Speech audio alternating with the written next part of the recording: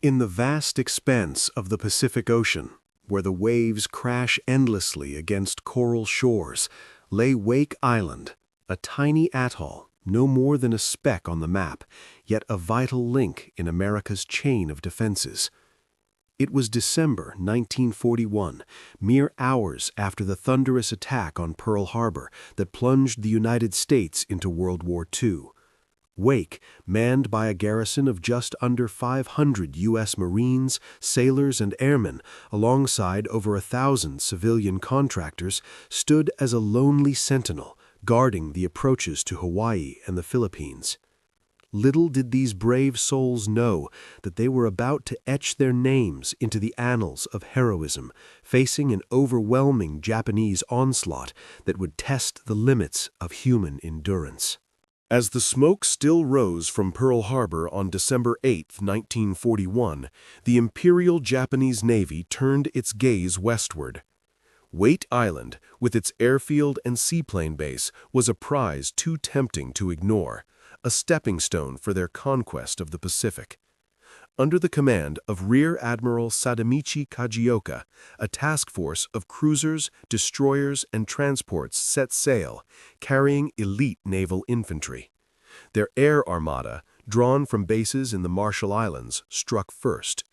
That morning, 36 Japanese bombers roared over Wake, unleashing a hail of bombs that cratered the runway, destroyed aircraft on the ground, and claimed the lives of 23 defenders. The island's anti-aircraft guns barked in defiance, but the surprise was complete. Yet, amid the rubble, Major James P.S. Devereaux rallied his Marines. "This is it, boys. We're in the war now." Emboldened by their air success, the Japanese pressed on. On December 11th, Admiral Kajioka's fleet appeared on the horizon. 3 light cruisers, 6 destroyers, and transports bearing nearly 450 special naval landing forces, part of a larger contingent swelling to thousands in support. They believed victory would be swift. As dawn broke, the invaders launched their assault, boats churning toward the beaches under a barrage from their warships. But the Marines were ready. Coastal batteries manned by resolute gunners like Lieutenant John A. McAllister opened fire with deadly accuracy. The 5-inch guns of Battery A thundered, sinking the destroyer Hayate in a spectacular explosion, Japan's first surface warship loss of the war. Wildcat fighters from VMF 211, the island's tiny air force led by Major Paul Putnam, screamed into the fray, downing bombers and strafing the enemy fleet. Another destroyer, Kisaragi, was crippled and sank, taking 150 souls with her. The Japanese recoiled, their landing thwarted, retreating in disarray. The defenders had held, for now. Victory was bittersweet. The Japanese, stung by humiliation, unleashed a relentless aerial siege.